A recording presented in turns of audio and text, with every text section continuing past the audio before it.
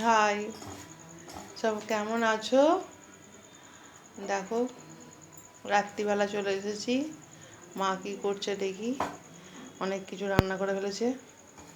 কি রান্না করেছো মা? কিছু এই তো ডিম তড়কা, স্যালাড স্যালাড।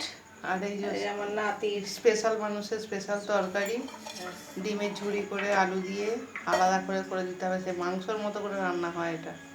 ওর তরকারিটা আমারই খেয়ে নিতে ইচ্ছে করে। তরকা উনি খান না আসলে, সেই জন্য।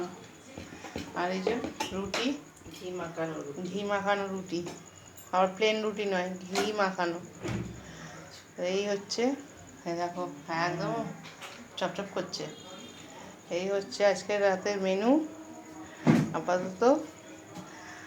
চলো একটু তোমাদের শুধু একটাই রিকোয়েস্ট করব, পারলে একটু কমেন্টস করো তোমরা কেমন লাগছে, আর তোমাদের সব কে কী করছো একটু জানিও, একটু কমেন্টস করো আমাদের ভিডিওগুলোতে। তাহলে নতুন তো, একটু যদি তোমরা সাপোর্ট করো, একটু যদি পাশে থাকো, তাহলে খুব ভালো হয়।